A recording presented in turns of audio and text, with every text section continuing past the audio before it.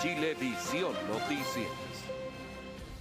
¿Cómo están? Buenas tardes, bienvenidos a las noticias. Cuando en este momento en la región metropolitana hay 27 grados, se esperan 30 grados con cielos despejados para Santiago durante esta tarde, así es que el calor va a ser una constante acá en la región metropolitana. Vamos a comenzar revisando las informaciones y lo siguiente tiene que ver con precisamente una situación de emergencia que se vivió en San Fernando durante la noche. Más de 20 casas destruidas ha dejado este incendio que afectó a un aserradero en San Fernando. Benjamín Contalva nos va a entregar todos los detalles. Benjamín, buenas tardes.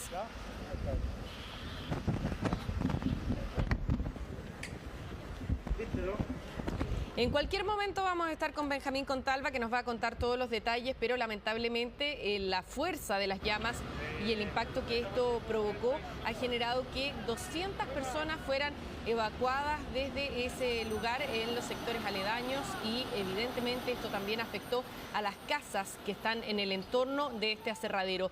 Ya estamos con Benjamín Contalva. Benjamín. Sí, ¿qué tal? Buenas tardes. Es un hecho que, por supuesto, lo catalogaron como un incendio sin precedentes. Partió de sorpresa, según la información preliminar que entregó el delegado presidencial en la zona, por una línea férrea, y es por los importantes kilómetros en los que corría el viento y soplaba durante esta tarde, que avanzó hacia un aserradero y posteriormente afectó 4 locales, una bodega incluso de un supermercado, el supermercado San Rafael de la zona, y posteriormente cerca de 25 casas, afectando a 98 personas, cerca de 25 familias, entre ellas 22 personas que fueron trasladadas hacia albergues, y todo un procedimiento de reubicación y también de enfrentamiento de las llamas, bastante importante porque esto duró cerca de 7 horas, un procedimiento que tuvo a las 15 compañías de la comuna de San Fernando, la región de O'Higgins, trabajando durante 7 horas, como se lo decía, en este intenso trabajo bomberil que por supuesto ya había tomado las precauciones durante todo este desarrollo del incendio, trasladando a cerca de 200 personas, alejándolas de la zona de peligro, por supuesto, interviniendo con todo y cada uno de los procedimientos correspondientes de bomberos para poder controlar estas llamas,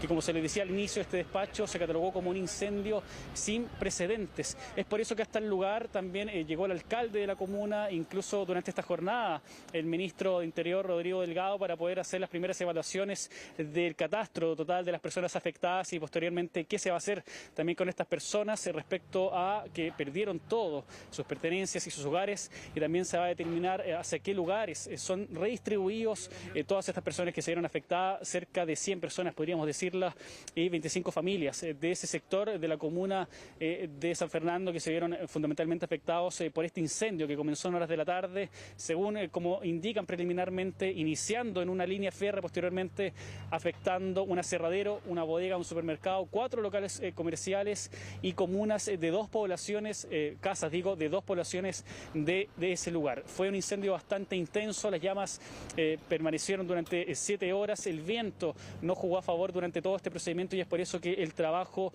se tornó un poco complicado para el mismo cuerpo de bomberos total de la zona de San Fernando, que en su totalidad las 15 compañías trabajaron en este procedimiento. Al respecto nosotros conversamos con bomberos, quienes nos detallaron lo que significó este procedimiento, por supuesto lo que tuvieron que realizar para poder ya frenar las llamas y trasladar a todas las personas. Escuchemos. El Cuerpo Bombero de San Fernando fue alertado alrededor de las 20-30 horas de un incendio al costado de que fue al lado de la línea férrea, que es una bodega, la cual se consumió en forma completa por efecto del fuego, y después tuvimos la alerta al frente en lo que es esta barraca Salinero. Lamentablemente por las condiciones que se nos dieron de clima, las condiciones de viento, la falta de agua y una serie de condiciones más, y la carga de combustible que tenemos alrededor de esta construcción, ha sido bastante complejo el trabajo y el escenario que hemos tenido que enfrentar. Fueron algunas casas del barrio San Martín y también de la población Chile Nuevo las que fundamentalmente se vieron afectadas. Es por eso que las 25 familias, 98 personas que se vieron principalmente afectadas por las llamas y el consumo de sus casas, es que se va a pensar en la reubicación de ellas. 22 de ellas fueron dispuestas en diferentes albergues de la zona y por supuesto también se va a determinar qué es lo que sucede con las otras personas. Nosotros estuvimos en terreno conversando con las personas afectadas y esto fue lo que nos señalaron. El calor no se aguantaba en un rato, ahora está pasando ya, todo quemado frente a la barraca. ¿Tuvo miedo por su casa igual? Sí, pues harto. Todos enfermos. Sí. Así que bueno, llegaron todos los familiares a ayudar aquí a la casa, a sacar las cosas. Y dado el viento, las dificultades que han habido afectación a viviendas. Esas viviendas ahora, junto con el municipio y la ONEMI, van a empezar el catastro para saber la situación de cada familia y la posibilidad también de que ellos no puedan mantenerse con algún familiar o con algún círculo de apoyo. También abrir un albergue o hacer alguna gestión que les permita también pasar esta noche para después mañana ya hacer un catastro completo y también como Ministerio del Interior llegar con una primera ayuda. Ahora hay que destacar, Benjamín, que en este caso no quedaran personas lesionadas ni fallecidas. Es de verdad increíble que con el nivel de destrucción que muestran las imágenes, además este incendio se produjo durante la noche y eso hace aún más difícil poder escapar de las llamas, poder manejar la emergencia. Que no se hayan reportado personas lesionadas es de verdad increíble. Y eso es lo que ha valorado también la autoridad, ¿no es cierto? Tengo entendido que el ministro del Interior ya ha señalado que en base a la ficha de protección social se va a evaluar, entregar ayuda también a aquellas personas que sufrieron daños y quedaron damnificadas. Sí, claro, Karina, justamente durante esta mañana el ministro visitó la zona y también se está coordinando con diferentes personas para poder hacer donaciones. Hace falta ropa, por supuesto también diferentes elementos para poder alimentarse. Son las personas que perdieron absolutamente todo en estas dos poblaciones que se las nombraba anteriormente y es impresionante, como tú decías, que ninguna persona afortunadamente haya resultado herida. Solamente hablamos de una pérdida material afortunadamente dentro de esta desgracia que significa, por supuesto, pero fue la rápida acción también de los diferentes cuerpos de emergencia, las 15 compañías de la comuna de San Fernando trabajando en ese lugar y fue este trabajo preventivo de evacuación de más de 200 personas que estaban en los sectores aledaños en donde se encontraban viviendas que permitió que nadie resultara herido. Afortunadamente solamente hablamos lamentablemente igual dentro de lo que significa este incendio, como lo catalogaron incluso desde la municipalidad, sin precedentes, 4 locales comerciales, una bodega, un aserradero y también parte de la vegetación que se encontraba en ese lugar, algunas viviendas también, que son los daños fundamentales, pero es un trabajo bastante intenso que realizó todo el cuerpo bomberil de la comuna de San Fernando, que estuvieron cerca de 7 horas trabajando y es por eso que también el ministro se hizo presente, concurrió a este lugar para hacer todas las evaluaciones y, como tú comentabas, ver qué es lo que ocurre con la ficha social para ya tomar determinaciones con las personas que necesiten posteriormente ser reubicadas y también poder recibir diferentes tipos de enseres, ayudas que también se están solicitando mucho por redes sociales para ayudar a cada uno de los afectados fundamentalmente en esta zona. Nosotros tuvimos también la oportunidad de conversar con el alcalde, que nos señaló que esto, como se lo decía anteriormente, es un incendio muy importante en la zona, sin precedentes debido a la intensidad de las llamas y también el trabajo largo del cuerpo bomberil en ese sector. Escuchemos. En el internado del Liceo de Niñas de nuestra comuna se ubicaron anoche 18 ciudadanos extranjeros que arrendaban. Hoy día ONEMI nos pidió que le solicitáramos la ayuda de la Junaed. Después vamos a ver también, porque hay que recordar que las clases empiezan pronto, si lo podemos mantener ese albergue o tenemos que hacer ver otra alternativa en el fondo. Esto está siendo investigado, el ABOCAR ya está trabajando en San Fernando justamente para poder determinar las causas. Eso para nosotros es muy importante, pero además cuáles son las responsabilidades que habrían de generar un incendio con alto poder calórico, vale decir, había una capacidad de combustible muy importante en una zona urbana. Lo primero es hacer la ficha. Con la ficha nosotros tenemos información de quiénes son las personas, las familias afectadas. Cuando tenemos ese catastro, nosotros en virtud de eso podemos ya empezar a generar los bonos en un tiempo aproximadamente de una semana para que las personas puedan tener recursos o para comenzar a comprar las cosas que perdieron o para poder estar en la casa de alguien que lo haya acogido. Por eso se llama bono de acogida. Claro, importante catastro que tienen que realizar las autoridades, ya lo escuchábamos de la voz del alcalde y posteriormente del ministro de Interior, quienes van a ya estar trabajando durante toda esta jornada en ese sector de la comunidad de San Fernando, en donde se vieron fundamentalmente estas casas, bodegas y un aserradero afectados. Es por eso que ya continúan realizando todo este catastro para poder tener una información mucho más clara y poder intervenir de mejor manera. Pero desde la región de O'Higgins nos trasladamos rápidamente hacia la metropolitana, en particular a la comuna de La Florida, donde hay un hecho muy particular que preocupó a todos los vecinos del sector de la Plaza Los Arcos. Esto es muy cercano a Vicuña Maquena, en donde se reportaron anoche, según los propios vecinos, más de 50 disparos. Yo diría que una cantidad indeterminada de disparos hacia una casa de ese sector. Se presume que esto podría tratarse de un ajuste de cuentas y es por eso que al llegar personal municipal y carabineros intentan tomar incluso la denuncia para quienes vivían en esa casa, pero estas personas no quisieron verse involucradas. Es por eso que se realiza una investigación de oficio, cuando no hay una denuncia en particular, sino que tienen que investigar debido a la flagrancia de este delito, y es por eso que el procedimiento, como determinó la Fiscalía Oriente, lo toma la sección de investigación policial de Carabineros para poder establecer la procedencia de las personas que se dirigieron hasta esta casa y realizaron disparos entre pistolas, subametralladoras y muchos disparos, una cantidad indeterminada que aún no se sabe con exactitud, pero se estima que mucho más de 50 incluso. Afortunadamente no hablamos de personas heridas, pero muchos vecinos del lugar, por supuesto, no dejan de estar preocupados. Es un lugar donde hay una plaza en ese sector donde concurren muchas personas. Hoy día estuvimos ahí también presentes y nos dimos cuenta que son muy pocas las personas que ya están circulando por un sector que incluso tiene muchos juegos, canchas, lugares de uso público que estaban prácticamente vacíos. Según lo que conversábamos con los vecinos, es justamente por el miedo que estas personas tienen. Nosotros conversamos con Carabineros, por supuesto, ante este procedimiento que lo toman por flagrancia y por supuesto también estamos atentos a cada uno de los detalles. Pero primero los quiero invitar a escuchar el ambiente, que son cerca de 30 segundos de una cantidad indeterminada de disparos que protagonizan estos sujetos que llegan en vehículos de lujo a disparar hasta esta casa. Escuchemos.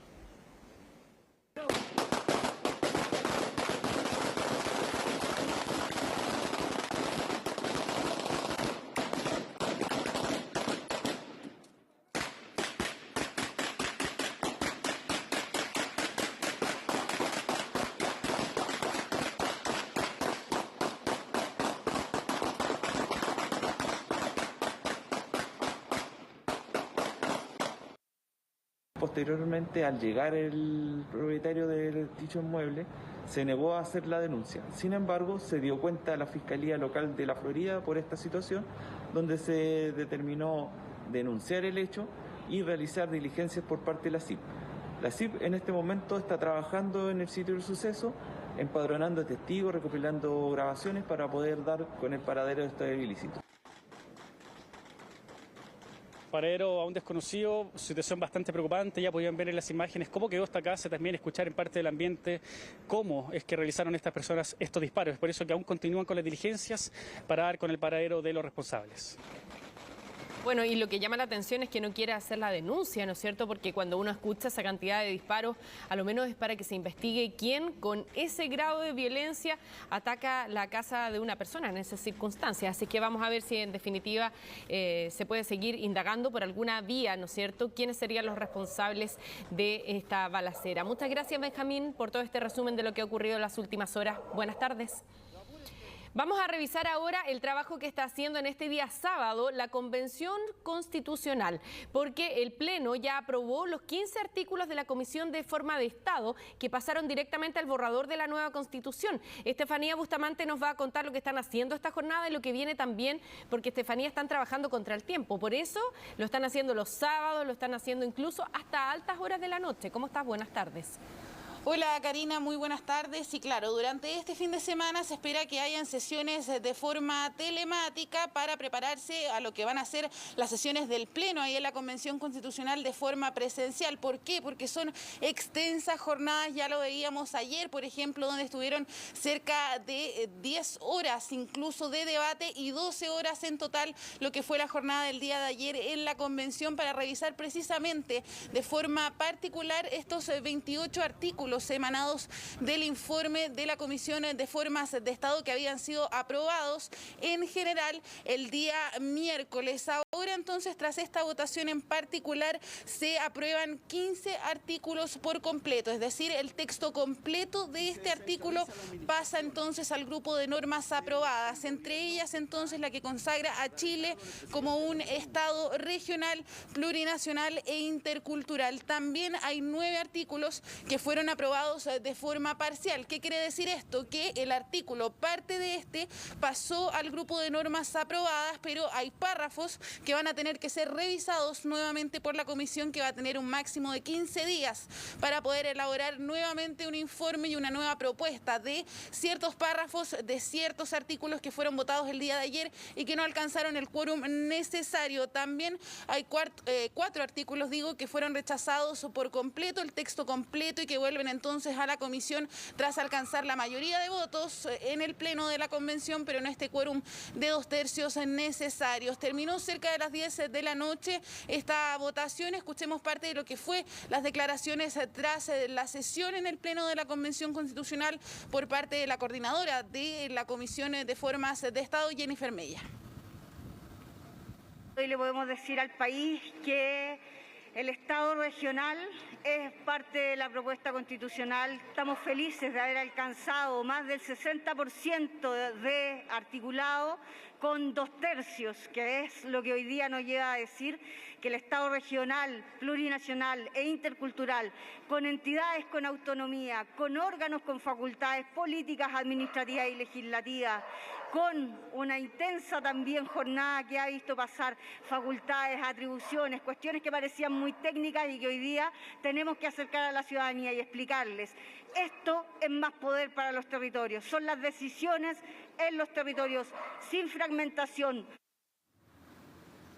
Ahí escuchábamos a Jennifer Mella, quien integra esta Comisión de Formas de Estado, donde se van a tener que revisar algunos artículos, algunos párrafos que van a volver a la Comisión Karina, y que lo que se veía también en el debate es que los primeros artículos fueron aprobados bastante rápido, pero cuando se va agudizando este debate es cuando empieza la información más técnica. Por ejemplo, cuando se empezó a discutir las atribuciones del gobernador regional y también el Consejo de las Gobernaciones, donde aquí, ojo, porque cuando se discutían las atribuciones que se votaban una por una, se rechazó que este Consejo de las Gobernaciones pueda participar en la elaboración de la Ley de Presupuestos Nacional. Se trata de la primera votación que no alcanza ni siquiera la mayoría del Pleno de la Convención y por lo tanto se rechaza, se extingue esta norma y no puede discutirse nuevamente por el Pleno de la Convención Constitucional. También se rechazó parte de lo que tiene que ver con el maritorio, es decir, el espacio marítimo donde el Estado podría tener facultades. Se rechazó lo central de este artículo y solamente se aprueba que el Estado debe preservar los espacios marítimos. También se rechazó todo lo que tenía que ver con las asambleas legislativas regionales. ¿Por qué? Porque había polémica, sobre todo también en convencionales de Vamos por Chile, que decían que había que regular un poco la autonomía regional, y precisamente son esos artículos, esos párrafos incisos, los que se van a devolver para ser revisados nuevamente por la comisión. Escuchemos también parte de las reacciones de anoche por parte del convencional Eduardo Castillo y también Luciano Silva. Hemos dado pasos fundamentales para descentralizar el país, para descentralizar su gobierno y su administración. Y es cierto también que nos quedaron materias pendientes. Volvieron a la comisión para su estudio porque no fueron aprobadas en el Pleno 2 cuestiones centrales. La primera es la existencia o no de las asambleas legislativas regionales, y la segunda es si vamos a tener en cada región y en cada comuna un estatuto regional. Habemos algunos que queremos seguir construyendo sobre lo que ya tenemos. Tenemos gobernadores elegidos, consejeros regionales elegidos, transferencia de competencias en marcha, y la otra posición es tener un gobierno, un gobernador y una asamblea legislativa separadas. Que realmente no están ganando las regiones, porque lo que se está instalando es una especie de asambleísmo universitario, donde no van a ganar las regiones. El artículo 7, inciso 2, que se aprobó hoy día, es mucho más peligroso de lo que parece, porque está dando una atribución al pueblo originario, los pueblos originarios, que va mucho más allá de lo que nosotros necesitamos. O sea, si hoy día nosotros en tema internacional queremos hacer un puente entre Chile y Argentina, hay que pedirle permiso a ellos. Yo creo que el poder para las regiones es necesario, pero instalar un asambleísmo es simplemente infantilismo político revolucionario. Celebro la democracia y a los que ganan, pero creo que hay que decir la verdad. Soy regionalista, pero no me gusta el asambleísmo universitario. Gracias. Ahí entonces parte de las declaraciones, pero lo que hay consenso, Karina, es que hay parte de los párrafos, algunos artículos que se votaron ayer en particular, donde los convencionales decían que se está rechazando no porque estén en contra, por ejemplo, de la descentralización, sino que más bien lo que se está buscando es un consenso, mejorar la redacción de algunos artículos para entonces alcanzar este quórum de 2/3 y que pase de la mejor forma posible este artículo al grupo de normas aprobadas que van a ir en este borrador constitucional. Eso sí, hoy día la presidenta de la Convención Constitucional decía en entrevista con Chilevisión, CNN Chile durante la mañana, que hay que recordarle a la ciudadanía que se trata de normas que todavía no son reglas, porque eso se va a decidir finalmente en el plebiscito de salida. ¿Qué es lo que viene ahora? Explicaba también ahí la presidenta de la Convención, es que durante la semana se va a seguir sesionando en las comisiones. Ahí entonces es donde se elaboran estos informes, digo, que luego se someten a una votación general en el Pleno y luego a una votación particular. Se espera que durante la próxima semana, eso del día jueves, esté listo el informe de la Comisión de Sistemas de Conocimiento y ahí se sometería entonces nuevamente a votación, que es lo que hemos visto durante esta semana. Escuchemos parte también del cronograma por parte de la presidenta de la Convención. Esta semana seguimos con los trabajos en comisiones, contarle a las personas que nos acompañen que los plenos donde se resuelven finalmente qué artículos va o no a la Constitución necesitan ser abastecidos por el trabajo de las comisiones. Entonces, los primeros días de la semana vamos a tener harto trabajo en comisiones para poder insumar al pleno y esperamos que el jueves ya tengamos un pleno donde vamos a evaluar el informe 1 de la Comisión de Sistemas de Conocimiento, Culturas, Arte, Patrimonio, que va a ser evacuado prontamente. Ahí decía entonces también la presidenta durante la mañana que están en los plazos todavía con el trabajo que se está dando al interior de la convención, pero la mesa directiva va a evaluarlo. De todas formas, lo que ocurrió durante esta semana, hay que recordar que habían votaciones maratónicas, incluso ayer se realizaron cerca de 100 votaciones durante la tarde y por lo tanto se quiere evaluar de qué forma se puede acortar más el debate. También se refirió respecto a otro tema que viene dando vueltas hace unos días, que fue precisamente cuando el presidente Sebastián Piñera se refirió a lo que está sucediendo al interior de la Convención Constitucional. Estaba en una actividad de prensa cuando dijo que la Convención no es un programa de gobierno, se requiere mayor diálogo, decía que hay falta de voluntades y por lo tanto se debe pensar en una Constitución de todas y todos. Escuchemos entonces qué fue lo que respondió la presidenta de la Convención. La Convención es independiente, es autónoma de los otros poderes, entonces tenemos la misión de conversar todo lo que tengamos que conversar en este espacio y que se consensúen las mayorías, los 2/3, los 103 votos, para que las cosas queden en la Constitución. Entonces, la invitación es a todas las personas a informarse adecuadamente cómo están ocurriendo los procesos al interior, que es un proceso democrático, tenemos reglas claras y quienes conformamos ese espacio fuimos elegidos democráticamente. Ahí entonces parte de la respuesta de la presidenta de la Convención Constitucional al presidente Sebastián Piñera. Hacía también ahí un llamado a la ciudadanía para que se informe sobre lo que está pasando en la Convención con el trabajo en las comisiones, que por ejemplo estamos viendo ahora durante este fin de semana, pero también en lo que está pasando ahora, estas jornadas históricas, las votaciones en general y en particular de las primeras normas que van a estar ya en esta, que ya no es una hoja en blanco, sino lo que se trata ya del borrador constitucional que cuenta con sus primeros artículos y que ya van a seguir entonces en los trabajos durante la próxima semana. Se espera que llegue este informe de la Comisión de Sistemas de Conocimiento, que nuevamente va a pasar por este proceso de votación en general y luego votación en particular. Claro, entonces ya hay un borrador que se está conformando poco a poco y es eso lo importante, que se va avanzando, ¿no? A pesar de que en un principio se creía que el momento de la votación estaba siendo muy engorroso, ahora con las tecleras que tienen es el momento más rápido, si lo que está entrampado es el debate. Así que, bueno, pero es un debate necesario, como decía la presidenta de la convención. Así que seguimos muy pendientes del trabajo que se está realizando. Gracias, Estefanía. Buenas tardes. Vamos a revisar ahora una fiesta que lamentablemente terminó con una agresión a los conserjes de un condominio. Esto en la comuna de Santiago. Abelino Martínez está con nosotros para contarnos todos los detalles. Abelino, buenas tardes. Hola, muy buenas tardes, Karina, saludarlos también a todos en sus casas. Esto ocurrió en calle San Diego, aproximadamente a una cuadra de Avenida Mata, en un edificio ubicado a la altura del 1344. En este lugar se estaba llevando a cabo, como tú bien señalas, Karina, una fiesta que además tenía a los vecinos bastante molestos. Varios de ellos llamaron a conserjería y solicitaron que la administración del edificio tomara contacto con carabineros para que se acercaran al lugar.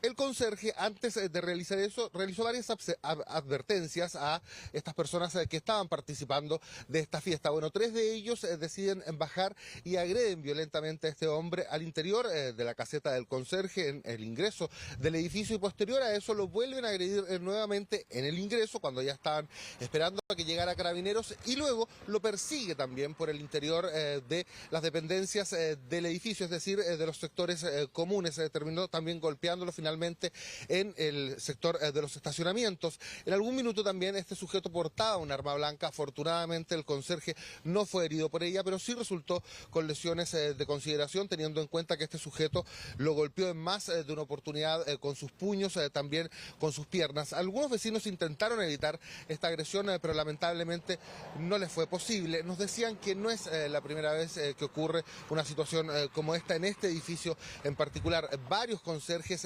lamentablemente ya han sido agredidos. Afortunadamente anoche Carabineros llega al lugar y toma detenido a la persona que finalmente es la que provoca estas lesiones al trabajador. Él fue formalizado, sin embargo quedó en libertad hace muy pocos minutos atrás. Fue formalizado por lesiones menos graves y por supuesto arriesga una pena que es menor a 3 años. Por lo tanto, la Fiscalía decidió y optó por solicitar medidas cautelares menos intensas, como por ejemplo la firma mensual. Lo que tiene bastante preocupado además al conserje, porque nos decía, si bien estos individuos no son moradores del edificio, son personas que participaban de esta fiesta, tiene temor de que por supuesto vuelvan nuevamente a agredirlo. Anoche estuvimos en el lugar, además también varias personas que estaban ahí, finalmente vecinos, con otras personas que estaban reclamando por esta fiesta, comienzan también a pelear entre ellos. Quienes protagonizan esta pelea en donde primero le pegan al conserje, luego también protagonizan otra pelea más, lamentablemente esta vez con vecinos. Tenemos declaraciones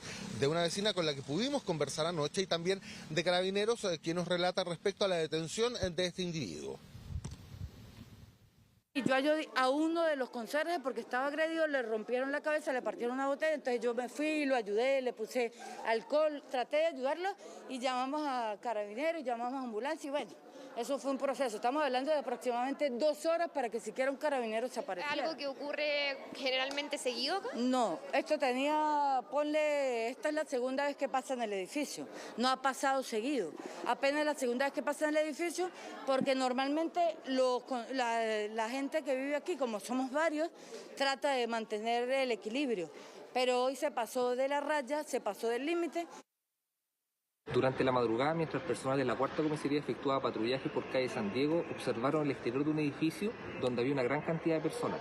Al entrevistarse con estas, fueron indicados que en el interior del edificio se encontraban 2 personas lesionadas que se desempeñaban como conserje, y estos habían sido agredidos por ciudadanos colombianos residentes del mismo edificio, toda vez que se habían molestado al recibir un llamado por ruidos molestos, que originó que Carabineros ingresara a estas dependencias y observara la presencia de los agresores, procediendo a la detención de los mismos, siendo trasladados finalmente a la cuarta comisaría.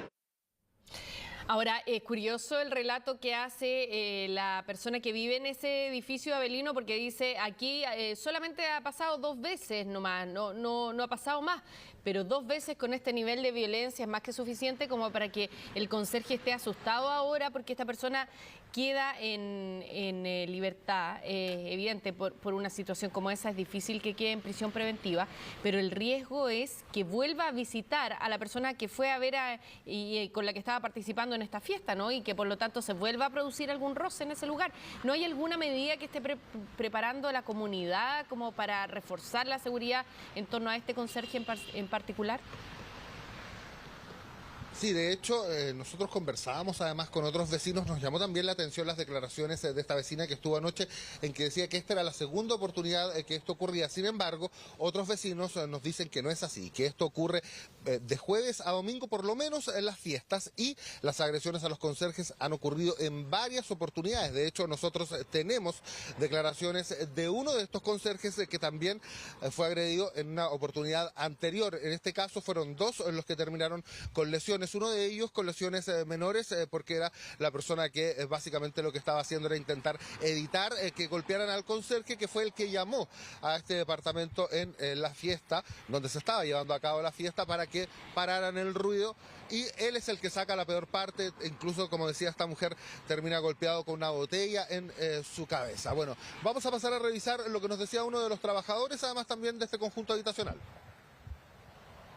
Por lo general siempre vienen de fuera, comparten, o sea, son gente que circulan, transitan y no forman parte del condominio. Y es una riña personal, cuestiones de tragos, copas y bueno, en particular son situaciones que se viven a diario.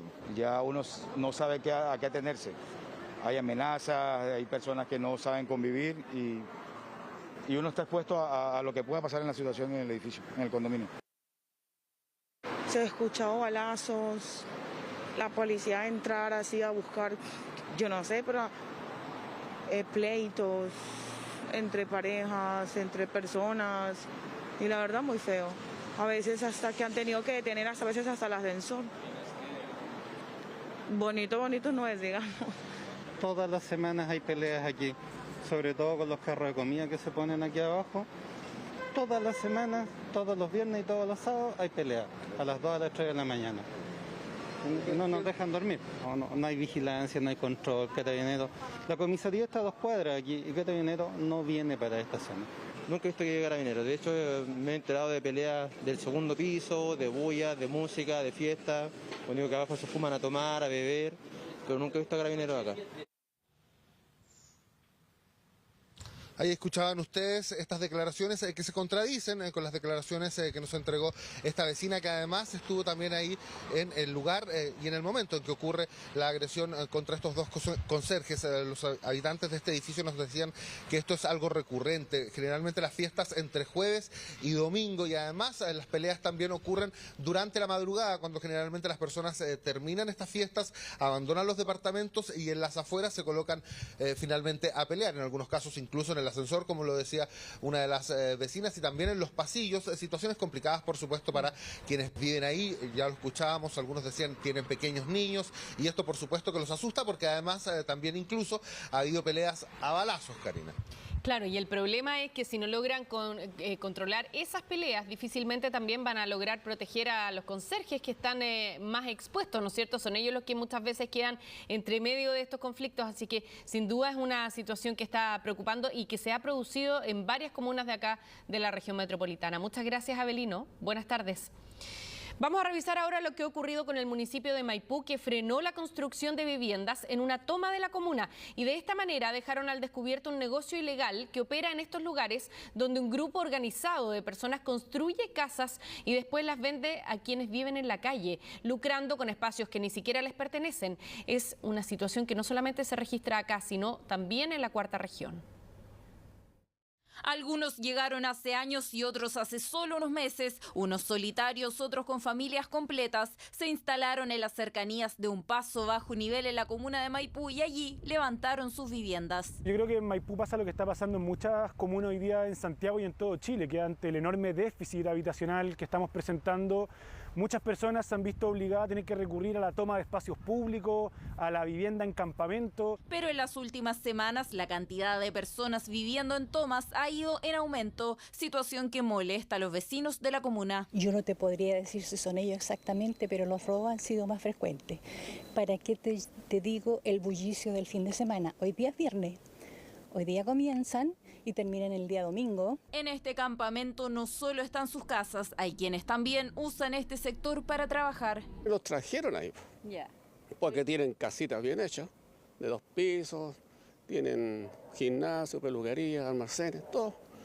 Alguien los trajo y los instaló ahí. Efectivamente, esto es lo que está investigando el municipio en estos momentos. ¿Quién los instaló allí? Quienes se aprovechan de la situación de cientos de familias vulnerables que buscan una vivienda. Así aparecen las construcciones, casas nuevas, sin ningún ocupante. Hemos detectado la existencia de bandas que se dedican particularmente a tomarse terreno para levantar edificación y posteriormente venderlas a familias necesitadas.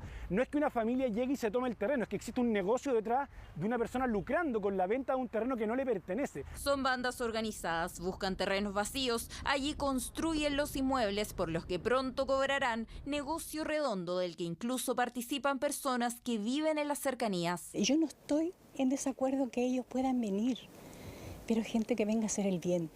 Gente que venga a trabajar. Gente como Lorena, quien hasta el año pasado estaba viviendo en situación de calle y que encontró su hogar en este campamento. Para mí tener esa casita ya es harto. Es harto porque el dolor que sentí de vivir en la calle es fuerte. Eso se vive fuerte.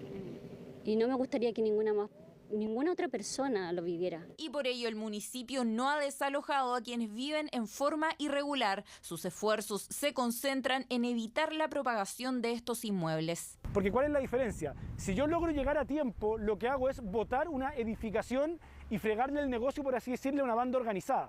Pero si llego 5 días después, me toca desarmarle la casa a una familia y dejar una familia en la calle. Escenario que se repite en otros puntos de la capital y también en otras regiones. Este es el panorama en Coquimbo. Empezó a llegar más gente, hicieron llamado a través de las redes sociales que vinieran nomás a tomarse terreno, así como que aquí estaba dado. Y ahí empezó el problema. Cansados de los conflictos con los nuevos moradores, estos vecinos comenzaron a construir cercas e incluso levantaron zanjas para evitar que ocuparan sus terrenos. Ha habido peleas entre ellos, hemos tenido que llamar a Paz Ciudadano todos los días prácticamente. Ayer andaba un tipo apedreando las casas. Episodios que dejan en evidencia la crisis habitacional en nuestro país, que afecta tanto a quienes ya tienen sus casas como a quienes desesperadamente buscan un techo bajo el cual vivir. Bueno, y a través de registros que circulan por redes sociales, automovilistas están denunciando la peligrosa forma en que algunas personas trasladan a sus mascotas en vacaciones. Por ejemplo, sueltos en el pick-up de las camionetas, sin ninguna medida de seguridad, lo que fácilmente puede generar un accidente y ellos podrían sacar la peor parte en caso de un accidente. Bueno, aquí les vamos a contar qué dice la ley sobre el traslado de mascotas en vehículos.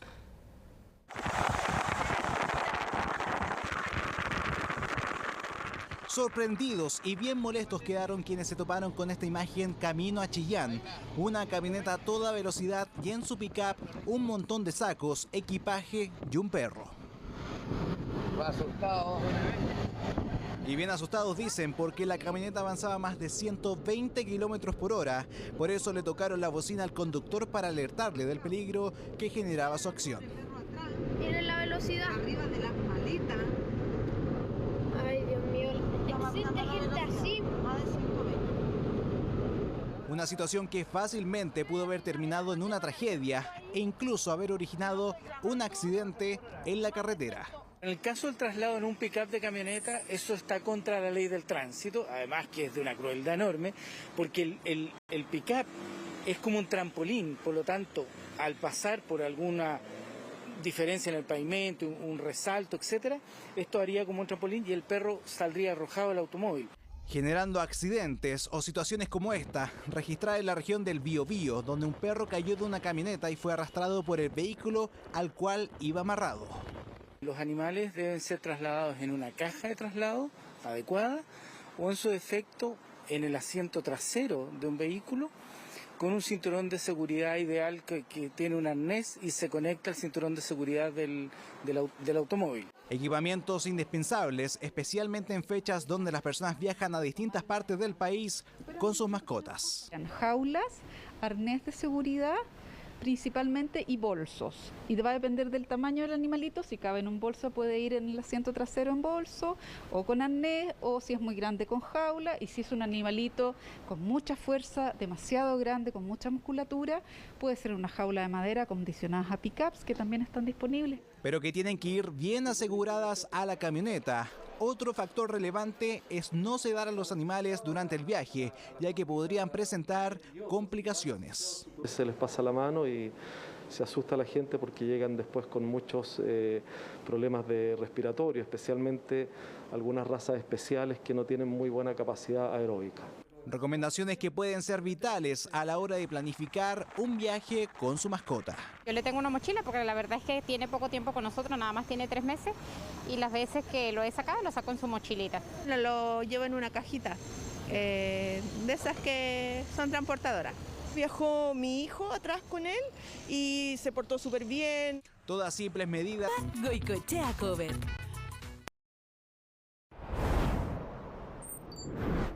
Estamos de vuelta para contarles que este sábado 19 de febrero el Ministerio de Salud reportó 33.769 casos nuevos y 129 muertes asociadas con el COVID-19 en nuestro país. Se trata de 2.072 contagios menos si lo comparamos con la cifra que se reportó el sábado pasado, hace 7 días, cuando se alcanzaron 35.841 nuevos casos.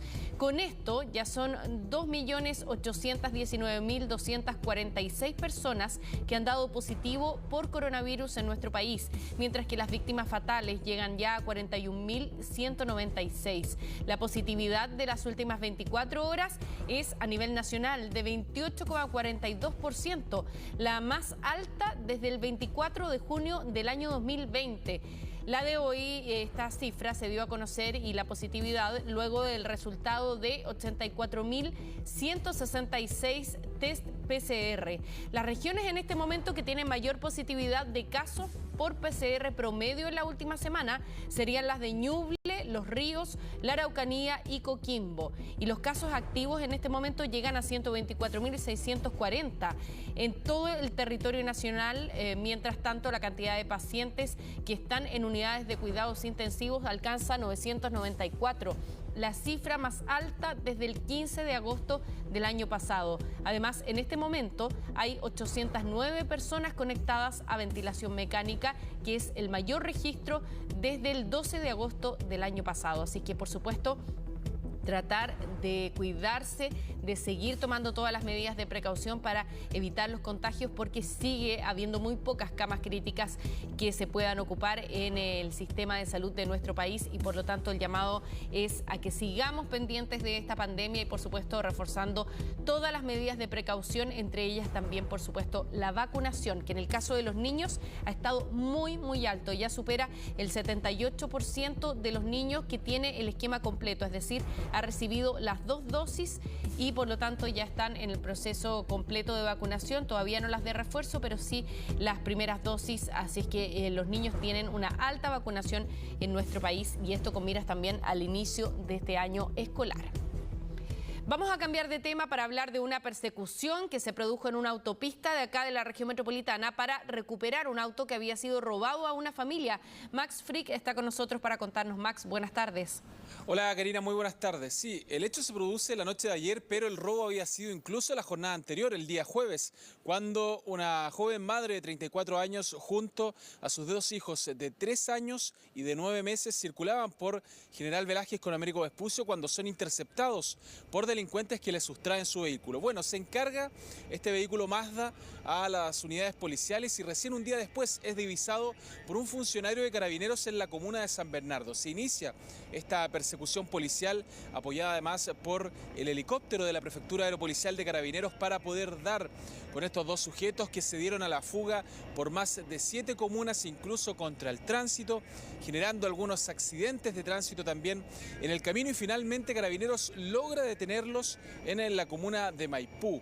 Tras un accidente vehicular se escapan 2 sujetos que estaban al interior del vehículo, pero 2 menores de edad de 15 y 17 años son detenidos por la policía uniformada, que realiza un disparo para amedrentar a estos sujetos que estaban realizando acciones realmente temerosas con este vehículo, o temerarias mejor dicho, y que además ponían en riesgo a otros conductores que circulaban a esa hora de la tarde por estos lugares muy concurridos un día viernes en la región metropolitana. Vamos a escuchar declaraciones de la propia víctima que sufrió este asalto, en el cual incluso lo único que le pidió a los delincuentes era que le dejaran bajar a sus 2 hijos menores de edad, y además de Carabineros, que realizó la detención de estos 2 delincuentes que fueron formalizados por este delito de receptación de vehículos robados. Escuchemos. Me pasé la caletera porque yo iba a salir en General Velázquez, así que me pasé y seguí por la caletera por Vespucio, y al tratar de volver a ingresar a la autopista, el auto de adelante frena muy brusco y atrás me chocan por atrás. Y apenas yo miro para atrás, se habían bajado los tipos al tiro y ya me estaban apuntando con las armas. Yo lo único que atiné fue pedirles que por favor me dejaran bajar a mis hijos. Como que trataron de hacer andar el vehículo, me gritaban que les pasara las llaves. Y uno como que me trató de ayudar a sacar al mayor y ahí los pude bajar a los 2. Se inicia este seguimiento por diferentes comunas, terminando acá en Maipú, donde se procede a la detención de 2 sujetos que participaron directamente en el robo del vehículo, este seguimiento, y 2 por oponerse a la acción de Carabineros de servicio. Son 2 menores de edad que participaron directamente en este seguimiento por parte de Carabineros, y los otros 2 son personas adultas. Bueno, un hecho bastante grave que da cuenta un poco de los osados y temerarios que son estos jóvenes al manejar vehículos robados. No les importa si ponen en riesgo a otras personas, incluso sus propias vidas, a la hora de escapar de Carabineros, que en este caso pudo detenerlos gracias a este plan que se armó por las distintas arterias de la región metropolitana. Todo esto parte en la comuna de San Bernardo, termina en Maipú, en un hecho que generó gran expectativa de parte de las personas que ahora también pasaban por ese lugar. Vamos a cambiar de información y nos vamos a ir ahora a la comuna de San Joaquín, porque un importante procedimiento policial se registró en la población La Legua Emergencia, en donde se habían dado varios hechos de violencia durante las últimas semanas. Un crimen de una persona que terminó con una venganza y un segundo homicidio al día siguiente. Unos sujetos que tomaron a un sujeto y le dispararon desde el techo. Bueno, toda esta escalada de violencia terminó con este allanamiento que se produjo de parte de la Policía de Investigaciones, una investigación también de la Fiscalía Metropolitana Oriente, y que da cuenta de la detención de 2 sujetos, pero que se incautó gran cantidad de armas, drogas e incluso fuegos artificiales. Este operativo fue realizado por el equipo MT0, Microtráfico Cero de Peñalolén, luego de un trabajo investigativo en el cual se logró la detención de estas 2 personas. Se encontró clorhidrato de cocaína, cafeína y 40 comprimidos de clonazepam, además de 390.000 pesos en efectivo, presume la policía, probablemente por la venta de drogas. Pero además se encontraron bengalas, sistema de lanzamiento de estos fuegos artificiales, petardos cilíndricos, sistema de iniciación eléctrica de pirotecnia, que son estos que se realizan en grandes eventos masivos y que están absolutamente prohibidos para personas particulares. Solamente se pueden realizar previa autorización y con empresas facultadas para esta. Vamos a escuchar declaraciones de la PDI que dan cuenta de la detención de estos 2 sujetos que eran buscados por este delito de homicidio, el segundo, el que se produce tras la venganza de un primer crimen, y que finalmente termina con esta gran incautación dentro de este domicilio en la población La Legua Emergencia, en la comuna de San Joaquín. Se genera la detención de 2 sujetos, uno mayor de edad y un menor de 17 años, ambos con antecedentes policiales, en virtud de órdenes de detención por el delito de homicidio por arma de fuego, hecho ocurrido el día sábado pasado en la población La Legua Emergencia, en la comuna de San Joaquín, en circunstancias que la víctima, alrededor de las 6 de la tarde del día sábado, se encontraba al interior de su domicilio, momentos en los cuales los imputados lo combinan a salir, momentos en los cuales desde los techos le disparan en reiteradas ocasiones, provocándole la muerte en el lugar. Bueno, Karina, lo importante de este procedimiento policial no solamente es sacar a estos 2 sujetos que tenían una orden pendiente por este delito de homicidio, sino la gran cantidad de armas de fuego y municiones que se encuentran en su poder. Hay que recordar que todos los días existen hechos de violencia en estos sectores y están asociados principalmente a estas bandas rivales de narcotráfico que al parecer obtienen armas como uno compra pan en la esquina. Eso es lo curioso, saber de dónde provienen estas municiones. Tenían cientos de balas y también muchas armas automáticas que son utilizadas en estos delitos de venganza, vendetas e incluso en algunas quitadas de droga. Claro, es un tema que nos sigue preocupando, que ha hecho también que se promulgue esta nueva ley de control de armas en nuestro país, pero que es necesario fiscalizar, ¿no es cierto? Y por lo tanto sacar del ámbito social estas armas que están dando vuelta lamentablemente en manos de delincuentes. Muchas gracias, Max, por este resumen. Buenas tardes. Buenas tardes. Bueno, vecinos de la comuna de La Florida están denunciando que hace más de 2 años tienen que soportar a un hombre que dispara postones desde su departamento. Con esto ha dañado casas, vehículos e incluso ha disparado contra mascotas. Estos vecinos de calle Los Mecenas están en alerta. Dicen que llevan más de 2 años caminando por los pasajes en que viven, mirando siempre a las alturas, atemorizados y, cómo no, si quienes viven en esta villa de La Florida denuncian que a diario un individuo sale a disparar desde el balcón del departamento que habita en el 10º piso de este condominio.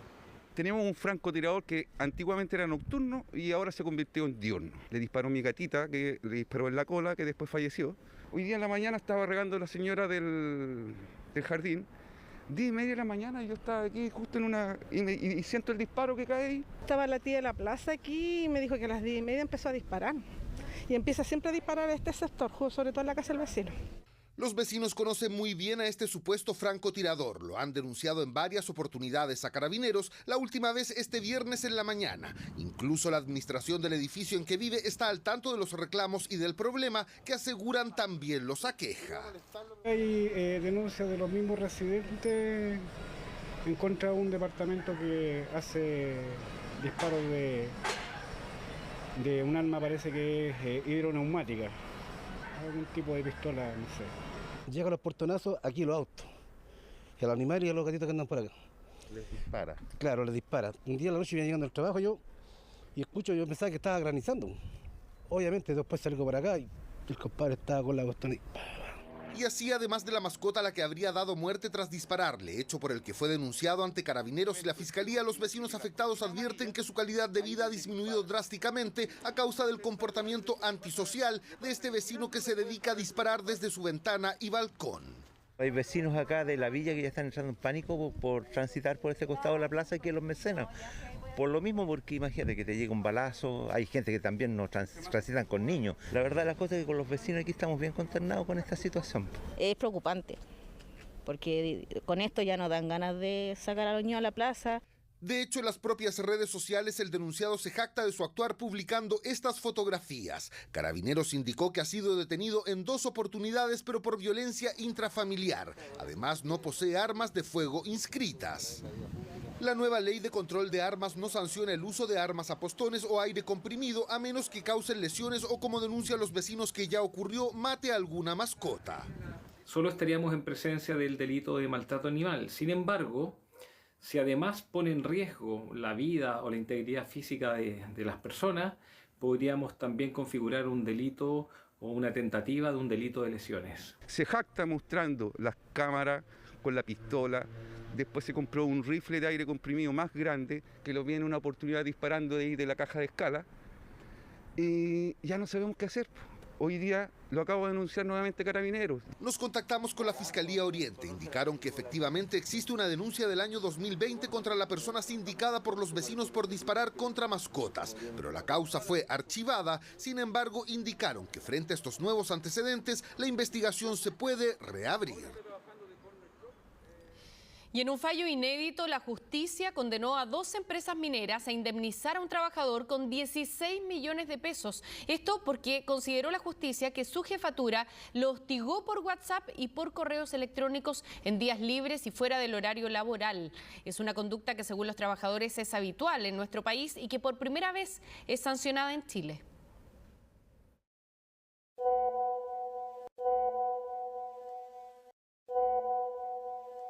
Mensajes como esos recibía un trabajador en días libres y a deshora. Al ser una conducta repetitiva, decidió denunciar a tribunales el comportamiento de sus jefes. Los acusó de acoso y hostigamiento y la justicia le dio la razón. En un fallo inédito, el juzgado de letras de Andacollo condenó a las empresas mineras Santa María Verónica S.p.A. y Santa María Constanza S.p.A. a pagar al denunciante una indemnización de 16 millones de pesos por concepto de vulneración de derechos. El informe señala que no se respetó el tiempo libre del trabajador. Sanciona al empleador que le escribía mensajería de texto en horarios de madrugada, antes de las 6, 7 de la mañana, de noche, 9, 10, 11 de la noche, que le daba instrucciones por correo electrónico, por WhatsApp los fines de semana. El fallo señala que los correos electrónicos y WhatsApp revelaron que el trabajador debió ejecutar labores en días destinados al descanso, lo que repercute de manera negativa en la salud del denunciante. Una conducta que se repite en el ámbito laboral. Fabiola recibía mensajes de su empleador de madrugada, incluso la despidieron por esta vía. Me dice, Fabiola, te informo que no se te renovará el contrato para que no te representes más. No es ético, porque yo siento que si tú eres jefe, tú por lo menos tienes que tener empatía con tus trabajadores y no ser, tan arisco. Fabiola presentó una denuncia a la Dirección del Trabajo en Santiago Centro, así como ella. Hay otros trabajadores en la misma situación. Dicen que este comportamiento de las jefaturas repercute directamente en su salud mental. Philip también se sintió obligado a contestar mensajes fuera de horario laboral. Nadie controla eso. Te pueden llamar en el horario que quieren y te pueden decir cualquier cosa, etcétera. Entonces, como no está controlado, por lo general se hace mal uso de ello. En el Senado se tramita la ley de desconexión digital conocida como Chao Jefe, la que prohibirá que se le manden tareas a los trabajadores una vez terminada la jornada. Normativa en proceso que quizás pudo haber evitado que la salud mental del trabajador que denunció a las mineras se viera afectada por el actuar de sus jefes. Generó un daño emocional en el trabajador que decantó en licencias médicas por estrés laboral y naturalmente con un autodespido que posteriormente fue demandado y es el juicio que se ha ganado. Las empresas deberán indemnizar al trabajador con 16 millones de pesos. Un fallo judicial inédito que concluye que el derecho a la desconexión digital de los trabajadores es fundamental. Estamos de vuelta para revisar información internacional porque los separatistas prorrusos declararon una movilización general en el este de Ucrania y llamaron a la población a armarse. Los líderes de las repúblicas autoproclamadas de las regiones de Donetsk y Lugansk firmaron un decreto ordenando esta medida en medio de un aumento de la tensión en la ex República Soviética. Los separatistas anunciaron este viernes un plan para evacuar a Rusia a unas 700.000 personas de la zona denominada Donbass, acusando el temor a un inminente ataque por parte de las fuerzas ucranianas, algo que desde Kiev han negado rotundamente. Mientras tanto, el presidente ruso Vladimir Putin ha ordenado al gobierno brindar refugio a los civiles que han sido evacuados. Tanto los rebeldes prorrusos como el gobierno de Ucrania se han acusado mutuamente del alza en los bombardeos al este de ese país. El ejército ucraniano informó este sábado sobre la muerte de uno de sus soldados en este mismo contexto. Mientras tanto, Estados Unidos y la OTAN acusan a Rusia de estar generando un pretexto para lanzar un ataque en la ex República Soviética. Debemos unir todos nuestros esfuerzos. Hago un llamado a mis compatriotas para que se presenten en las oficinas de movilización. Hoy he firmado un decreto de movilización general. Hago un llamado a todos los hombres de la República, capaces de tomar un arma, a que se levanten para proteger a sus familias, sus hijos, esposas y madres.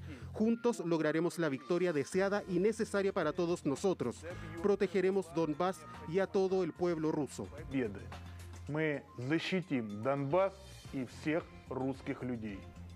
Bueno, es tanta la tensión en la zona que esto se traspasa incluso a los medios de comunicación. La siguiente es una brutal pelea que ocurrió en directo en la televisión ucraniana entre un periodista y un político prorruso. La verdad es que es entrevistador y entrevistado que se van a los golpes, así como usted está viendo. Es increíble esto, porque después de propinarse numerosos golpes, ambos se sentaron de nuevo en las sillas y continuaron con el debate, con los rostros, evidentemente con los signos de los golpes, pero la verdad es que la tensión ha escalado incluso a los medios de comunicación. Esto comenzó cuando un político prorruso se negó a condenar la postura de Vladimir Putin. Fue en ese instante cuando el periodista se lanzó sobre él. El periodista Yuri Butusov se lanzó sobre Néstor Sufris y ante la mirada del expresidente ucraniano Petro Poroshenko, que estaba ahí y no sabía qué hacer, si es que esto a qué correspondía, ¿no es cierto?, una actitud como esa. Bueno, Poroshenko había acusado al político de ser un agente ruso. Tanto escaló la tensión que llegaron a esto, tuvieron que ser separados y recordemos que la verdad es que esto transgredió todos los límites de lo que uno conoce en un estudio de televisión. Muchas veces nosotros hemos visto que en los debates se acaloran las posturas, pero entre las distintas personas que están debatiendo, no entre el periodista que está haciendo o por lo menos coordinando las intervenciones y uno de sus entrevistados. Así que lamentablemente la tensión llegó a este nivel y después de que los separaron se sentaron amablemente y volvieron a debatir, pero ya en una actitud absolutamente extrema que se vivió en la televisión ucraniana. Bueno, y también relacionado con este tema, tenemos que mencionar que la vicepresidenta de Estados Unidos, Kamala Harris, amenazó a Rusia con sanciones económicas significativas si es que invade Ucrania. Varios líderes mundiales se han reunido este fin de semana en Alemania para asistir a la conferencia de seguridad anual que se realiza en la ciudad de Múnich. La cita ha estado marcada principalmente por la crisis que vive Ucrania. Y al respecto, Kamala Harris, la vicepresidenta estadounidense, señaló que Rusia creará pretextos falsos para invadir a la ex República Soviética, tal como lo ha reiterado el presidente Joe Biden de Estados Unidos y la OTAN en los últimos días. Vamos a escuchar lo que dijo Kamala Harris. Desde el final de la Guerra Fría, este foro no se había reunido en circunstancias tan terribles. Hoy, como todos sabemos, la seguridad europea está bajo amenaza directa en Ucrania. Rusia creará pretextos falsos para invadir y acumulará tropas. Permítanme ser clara. Puedo decir con absoluta certeza, si Rusia sigue invadiendo Ucrania, Estados Unidos, junto con nuestros aliados y socios, impondrá costos económicos significativos y sin precedentes. Bueno, y como vemos, mientras se está aumentando la tensión en Ucrania, los chilenos que viven en ese país se están preparando por una eventual evacuación. Conversamos con algunos de ellos y nos mostraron cómo están viviendo estas horas de incertidumbre. Bueno, aquí tenemos las mochilas. Igual yo tengo mi mochila con cosas. Tenemos comida acá, chocolate, galletas, atún, cosas no perecibles. Sacos de dormir, linterna, bolsas con comida y todo lo necesario para escapar en caso de tener que abandonar su casa. Es parte de las medidas que adoptó Fernanda, chilena que vive hace 2 años en Ucrania, país que hoy está a las puertas de un conflicto armado con Rusia. Yo estoy pensando en el caso de que algo pase, estoy más cerca del borde con Polonia, entonces ese sería el lugar donde me iría. Y se tendría que hacer por tierra, porque me imagino que también si es que algo pasa, los vuelos van a estar todos cancelados, entonces también estamos pensando en esa situación. Estamos muy preocupadas, estamos muy nerviosos, quisiéramos tenerla acá, la verdad, quisiéramos que ella se viniera de una vez, pero ella tomó la decisión de irse por tener una mejor vida, porque se está desarrollando profesionalmente. Vive con su novio en la ciudad de Leópolis, en el oeste de Ucrania. Está lejos de la frontera con Rusia, pero hay que estar preparados en caso de que las fuerzas militares rusas decidan ingresar a territorio ucraniano.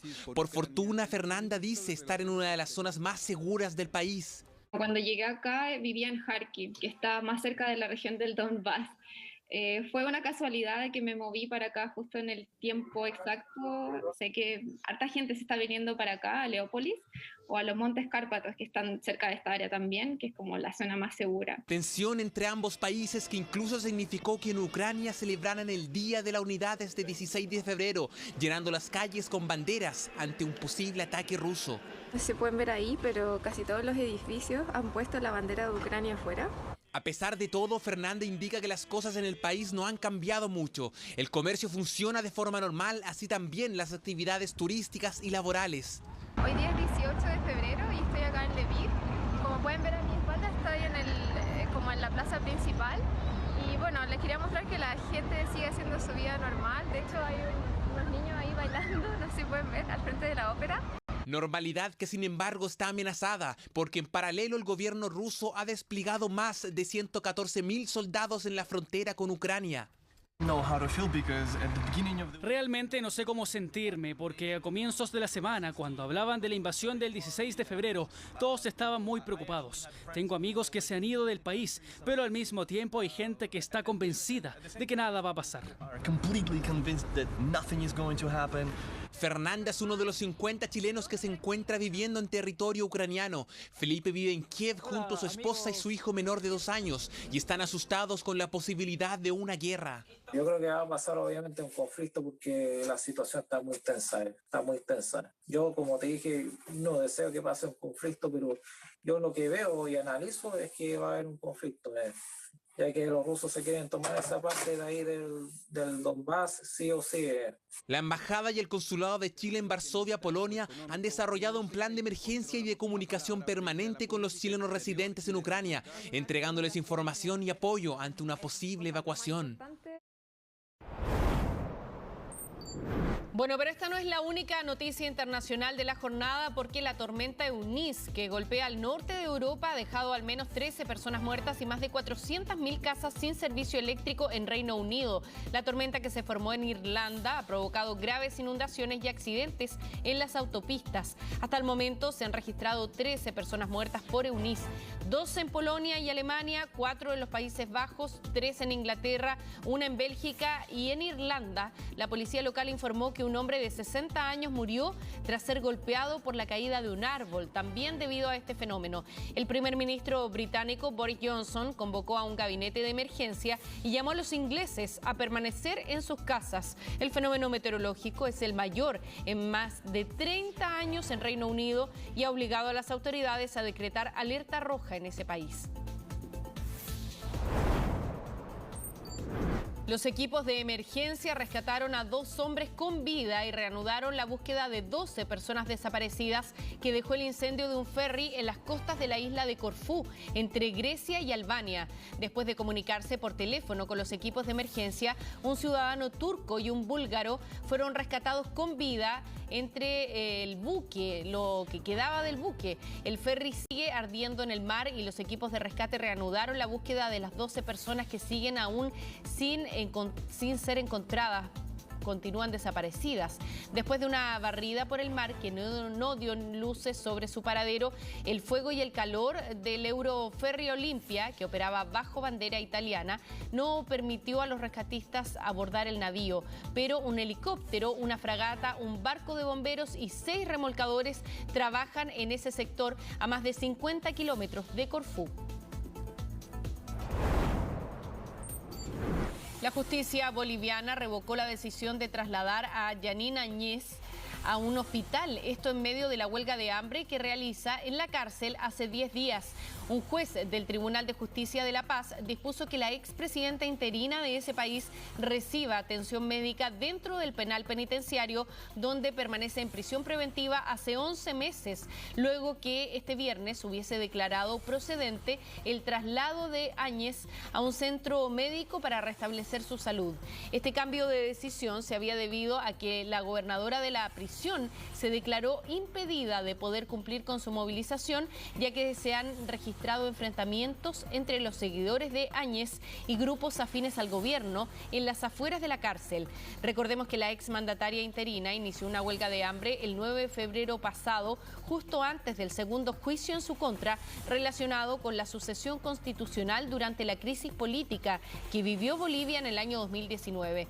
Desde entonces, Áñez ha sufrido varias descompensaciones, así que inicialmente se había ordenado que ella fuera a un centro médico, pero ahora se revirtió esa medida por razones de seguridad y por lo tanto va a tener que recibir atención médica en el mismo penal. Vamos a hacer una pequeña pausa comercial, pero a esta hora le cuento de inmediato qué temperatura hay. Recordemos que para hoy se pronosticaban 30 grados con cielos despejados y tenemos 28. En este momento no ha subido tanto la temperatura, 28 solamente en Santiago. Hacemos una pequeña pausa y regresamos de inmediato. Esperen. Una familia que estaba de vacaciones en Antofagasta y se encontró con una impresionante ballena mientras pescaba y trataron de no molestarla, pero no siempre ocurre esto, porque en el sur de nuestro país también un grupo de turistas fue captado en un sector protegido donde anidan pingüinos. Aquí les vamos a contar cómo actuar ante estas situaciones.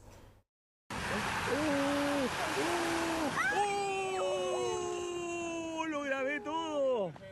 Es la sorpresa y emoción de una familia que vacacionaba en el balneario de Hornitos en Antofagasta. Habían salido a pescar como panorama del día cuando se encontraron con este impresionante espectáculo.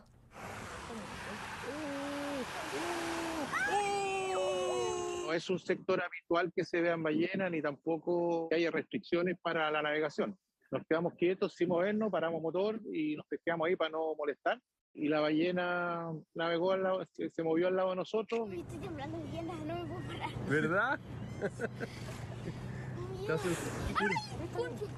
Abuelito, acelera. Pese al nerviosismo, se quedaron inmóviles para no incomodar a este mamífero que pasaba muy cerca de la costa. Sin embargo, no siempre el comportamiento de los turistas es el correcto frente a estas situaciones. Sí, estoy grabando un video que lo voy a subir ahora. Qué vergüenza, qué ignorancia y qué falta de respeto y qué falta de cultura por la naturaleza. Si ustedes se dan cuenta en la imagen, pueden ver al grupo de pingüinos yéndose hacia las orillas completo, ¿verdad? Están todos agrupados, ¿verdad? Alejándose de la presencia humana. Eso ya es un indicativo de que la presencia humana ya lo está alterando.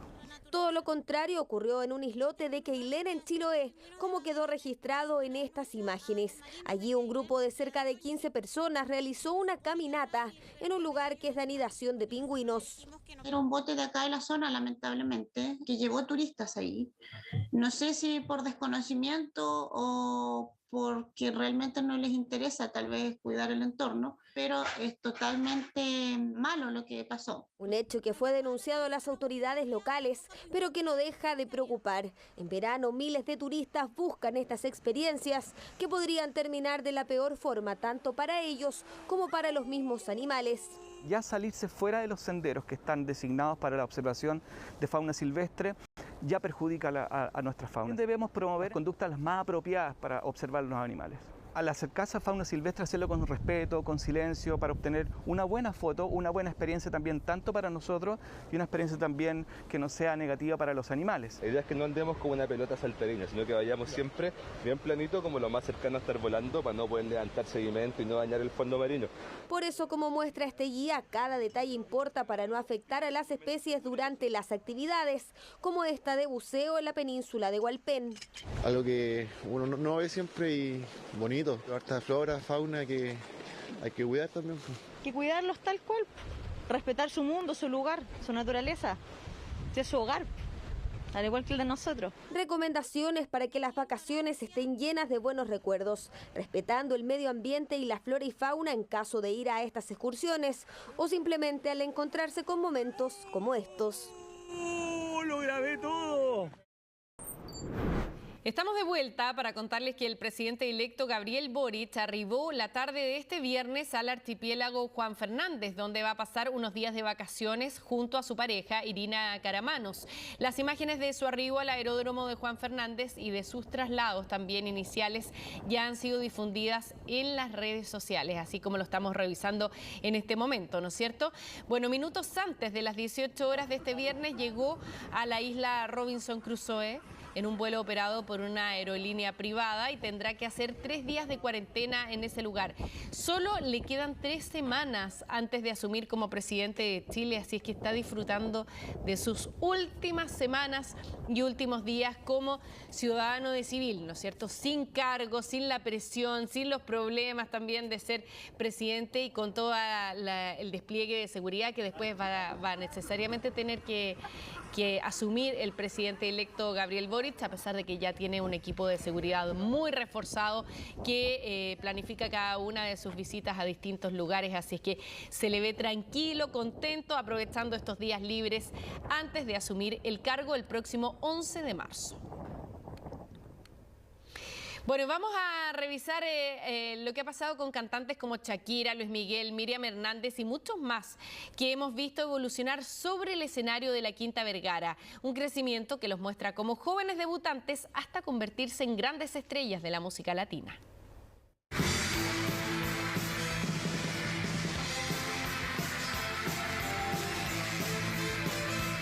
Luis Miguel tenía recién 14 años, mucha gente dice, no, pues Luis Miguel tiene 15 años. No, Luis Miguel todavía no cumplía los 15 años. Hay mentira en la sombra de mi piel. Su llegada era más bien a un público muy joven. Yo me acuerdo que estuve en la Quinta Vergara esa vez, el año 85, y fue un exitazo.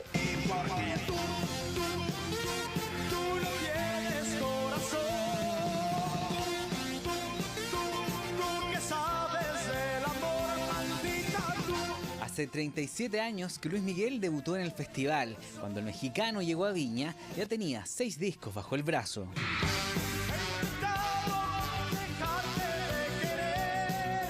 Estaba muy emocionado, estaba de verdad como que no daba crédito, porque claro, era un niño viendo Tremendo Monstruo. Regresaría un año después, el 86, y el 90, con 19 años, volvería a causar furor en la Quinta Vergara.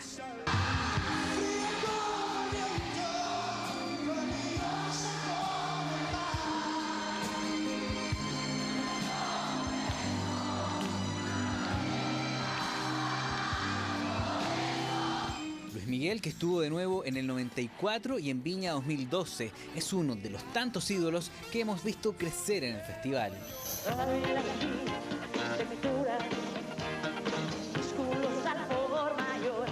22 años tenía Lucero cuando la vimos por primera vez en la Quinta Vergara. Ese verano, su supuesto romance con Felipe Camiroaga dio que hablar por años. Eso ya no se dice porque no está él para defenderse. No, yo creo que la verdad es que era esa amistad tan linda. Claro que me parecía guapísimo. Electricidad.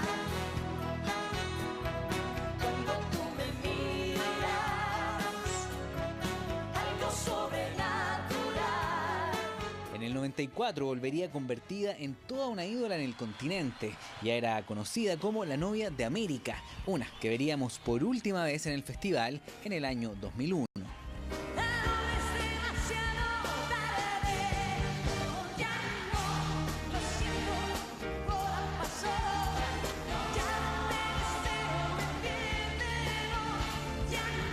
En 2014 casi vuelve a pisar la quinta, pero una polémica por fotografías que la mostraban cazando animales con su novio truncaron su regreso.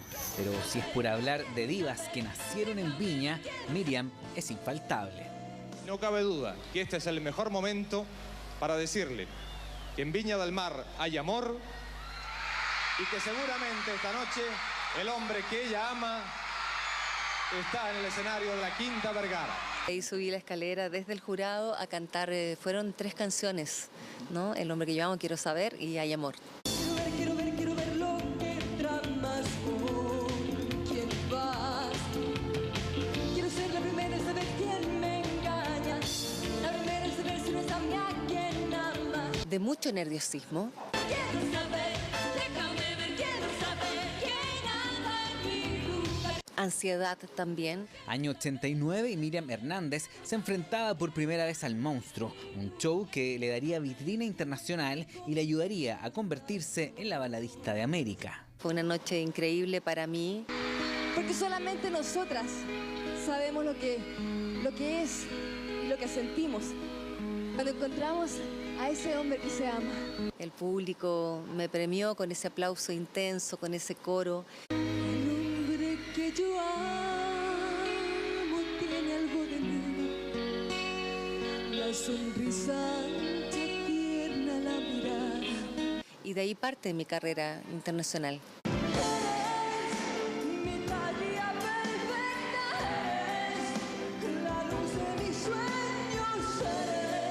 Miriam, que regresó en el 91 y luego en el 94 al festival. Para ese entonces, sus canciones ya sonaban en gran parte del continente. En el 2001 llegó a la quinta estrenando un look y estilo mucho más pop.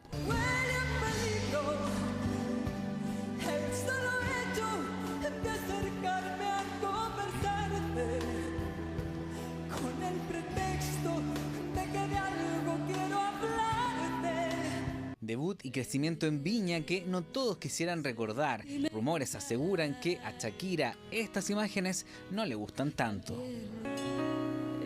Eres sensacional. En el 93 Shakira llegó a Viña con solo 16 años y un look muy distinto al de ahora. Salió tercera en la competencia, volvería en el 97 ya augurando la gran figura en la que se convertiría.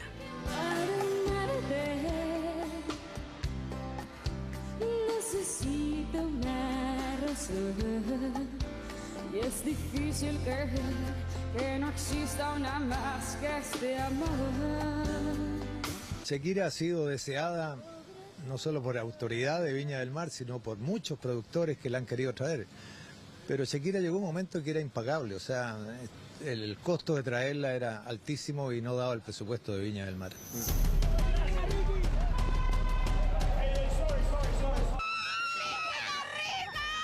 Ricky Martin es uno de los artistas emblemáticos que ha crecido en la Quinta Vergara.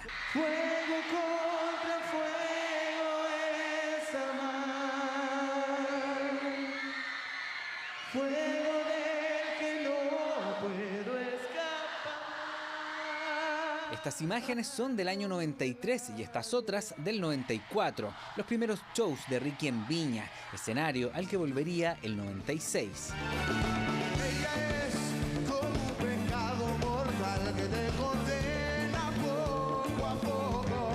Pasarían 9 años para que regresara el 2007, luego el 2014 y finalmente el 2020, el último Viña hasta ahora.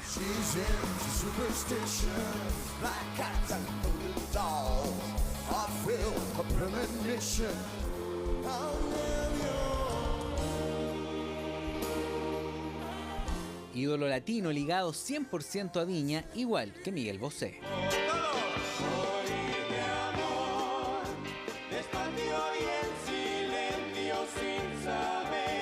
En el 81 Miguel Bosé dio esta presentación, pisaría en total 10 veces el festival. Yo seré un hombre por ti. 14 premios entre gaviotas y antorchas se ha llevado el español. Fue homenajeado incluso por ser el artista que más veces ha estado en Viña. Quiero mostrarte entonces y destapar tu merecido, el gran premio ícono para Miguel Bosé.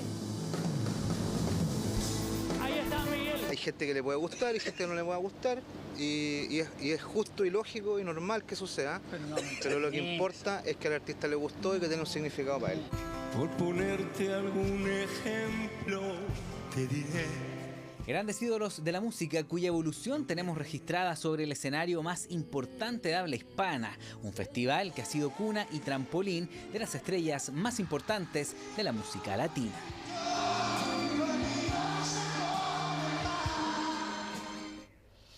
Grandes momentos del Festival de la Canción de Viña del Mar aquí en nuestro país, así que esperamos que vuelva pronto, por cierto. Así nos despedimos, terminamos las noticias. Muchas gracias por haberse informado junto a nosotros. Nos vamos cuando hay 29 grados a esta hora en Santiago. Se deberían esperar 30 para esta